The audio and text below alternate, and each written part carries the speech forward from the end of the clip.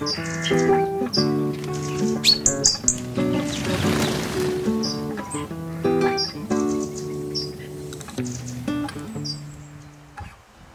je suis Morgane, responsable du pôle paysage à la MFR de Questembert.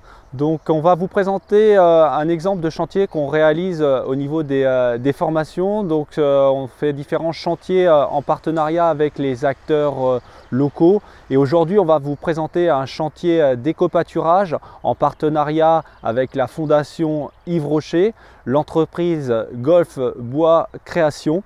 Donc c'est un chantier qui se situe sur la commune de la Gacilly.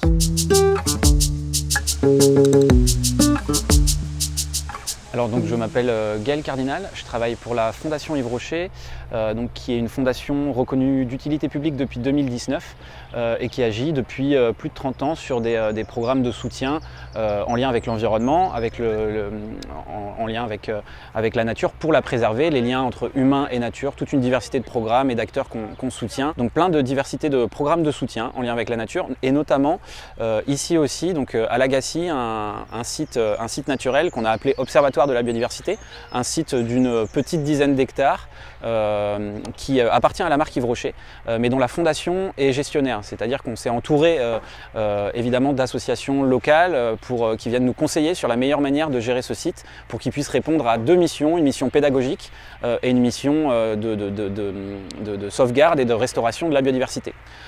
Et donc pour ça on s'est entouré de diverses associations de préservation de la nature comme la LPO, comme la Fédération de pêche, comme le GMB, plein d'associations qui nous ont conseillé sur des méthodes de gestion appropriées et de restauration. L'idée c'était de retrouver des écosystèmes en accord avec le milieu dans lequel on se trouve, en bordure de l'AF à la Gacilly, donc plutôt une prairie inondable, une zone humide. Maintenant il y a un retour d'espèces clairement spécialistes des zones humides, donc c'est un bon signe comme quoi la restauration elle est en bonne voie, la végétation aussi est en accord avec le type de milieu qu'on visait entre guillemets, et maintenant il faut gérer ce site dans la durée. Et donc les deux méthodes les plus utilisées dans la gestion des prairies comme ça, c'est des méthodes qui visent à garder le milieu ouvert de façon assez générale puisqu'il va être envahi par les saules ou les aulnes. Donc il faut trouver des manières finalement d'appauvrir le sol pour garder une végétation vraiment typique et en même temps d'empêcher les ligneux de trop investir la zone. Et donc c'est plutôt du fauchage tardif dans l'année avec exportation de la végétation et du pâturage extensif, donc très peu d'animaux sur une surface ici d'une petite dizaine d'hectares qui vont empêcher le milieu de se refermer. Et donc ce chantier de clôture vise ce pâturage extensif et on le réalise en partenariat avec la MFR donc de Questembert qui depuis 8 ans déjà je crois aide la marque et aide différents acteurs finalement du territoire aussi sur des chantiers comme ça à visée un petit peu écologique. Et donc aujourd'hui c'est la fondation qui est partenaire de la MFR au même titre que la marque évidemment, mais voilà, on est en bonne entente pour que finalement il y ait deux parcelles d'éco-pâturage qui puissent se faire sur ce site. Et on travaille également avec donc Mouton Glouton qui est une entreprise qui travaille aussi pour ces enjeux de gestion écologique et Golf Bois Création qui vient nous aider pour la pose des clôtures hier et aujourd'hui.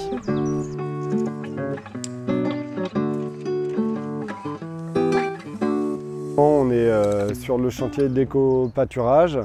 Et puis on a différents objectifs pédagogiques du coup sur ce chantier.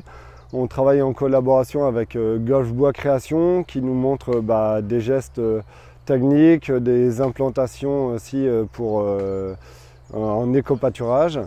Ils nous apprennent entre autres à mettre le grillage en place, à avoir les bonnes distances et les bonnes hauteurs de grillage et des poteaux. On est aussi sur de l'organisation de chantier. C'est vrai qu'on est 12 à intervenir, donc chacun trouve un petit peu ses marques et ont des rôles bien définis sur ce projet d'éco-pâturage. Là, on est vraiment donc sur un chantier concret. On sort un peu de l'école, de la MFR, de l'enceinte. Donc on est vraiment sur de la collaboration. Et puis on est sur un très bel espace vert sur lequel les apprenants s'éclatent du coup en pleine nature. Bonjour, moi je m'appelle Roch, j'ai 37 ans du coup et je travaille à Golf Bois Création maintenant. Et donc ma reconversion, je l'ai effectuée à la MFR de Questembert. C'était une reconversion d'1 an qui m'a permis d'apprendre vraiment le métier, d'apprendre tous les divers aspects. Au sein de cette formation, on a fait des stages, donc ça nous a permis de se rendre compte un peu de la réalité professionnelle. Et justement, les profs qu'on avait étaient bien conscients de ça, ils nous apprennent une certaine valeur à la MFR de Questembert. Et ils sont aussi conscients qu'il y a une réalité du travail, donc ils arrivent à nous rééquilibrer tout ça. Et donc c'est là que la formation est vraiment intéressante.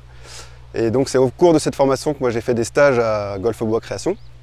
J'ai fait un premier stage où ça m'a plu.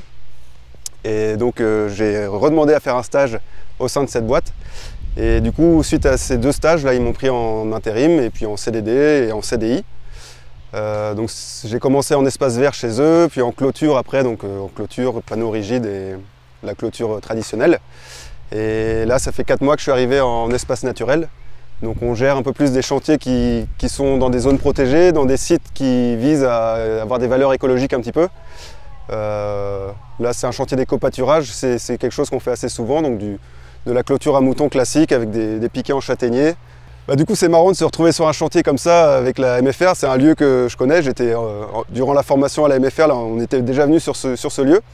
Et puis c'est sympa de revenir en tant qu'employé du coup et de rencontrer des nouvelles promotions et de pouvoir un peu leur transmettre. Alors c'est modestement qu'on le fait, mais c'est de pouvoir leur montrer les gestes et leur montrer comment ça marche. Et du coup, c'est intéressant de se dire, moi j'étais là il y a 2 ans, c'est eux qui seront là dans 2 ans, dans 3 ans, dans 4 ans. Donc c'est un renouvellement perpétuel un petit peu, donc c'est ça qui est intéressant, c'est de la transmission. Moi je suis content de retrouver mes vieux profs qui sont top. Et puis je suis content aussi de rencontrer les futurs peut-être collègues. Donc c'est vraiment intéressant de se retrouver sur des chantiers comme ça et puis de pouvoir échanger. Ce qui est super à la MFR, c'est qu'on a énormément de mise en situation. Donc on travaille parfois avec des acteurs de la région. Là par exemple, on travaille par rapport à la Fondation Yves Rocher pour effectuer des clôtures. Comme vous pouvez le voir, on est dans un endroit naturel, baigné au cœur du métier. Et pour nous, c'est super intéressant de vraiment découvrir concrètement en quoi consiste le métier, parce que c'est un métier qui est varié avec beaucoup d'aspects différents. Et pour nous, c'est super enrichissant. Moi, en tant que femme dans le métier, je m'étais posé des questions au début, avant d'intégrer la formation, si je me demandais si ça pouvait être un frein ou pas. En fin de formation, je me dis que non, pas du tout, qu'il ne faut pas hésiter si vous êtes une femme, au contraire. En fait, le temps fait bien les choses et la motivation aussi. Et voilà. Et en fait, à force de pratiquer certains gestes, ce sera de plus en plus facile. Et ce qui est très important aussi, c'est dans l'univers du paysage, tout le monde est très bienveillant et il y aura toujours quelqu'un pour vous aider s'il y a quelque chose d'un petit peu plus compliqué. Et non, c'est vraiment, je pense vraiment pas aujourd'hui que ce soit un frein pour se lancer dans cette formation. Non, bien au contraire. Nous participons à des chantiers régulièrement à l'extérieur pour permettre de mettre en pratique ce qu'on a vu en cours. C'est une phase importante, je trouve, parce qu'en cours on a beaucoup la théorie, mais la pratique dans les bacs à sable ou autres, c'est pas forcément, je ne veux pas dire valorisant, mais en tout cas on ne se sent pas forcément à l'aise. Et de le faire en vrai, ça permet de prendre confiance en soi en fait. Et on a bien vu sur les premiers chantiers de début d'année le rythme auquel on travaillait, et en fin d'année, parce qu'on ne se rend pas forcément compte dans l'année de ce qu'on apprend, de l'évolution, mais c'est surtout au niveau de temps. On se rend compte que quand on fait un chantier, après, c'est fluide au niveau de l'organisation, les outils, etc. On a vraiment gagné en autonomie et en planification. C'est toujours intéressant de rencontrer des professionnels pour voir la manière dont eux travaillent et de pouvoir se comparer pour savoir si on fait bien ou pas. Parce que c'est pas forcément évident. Et là, on voit qu'on fait bien en fait. Donc tout va bien.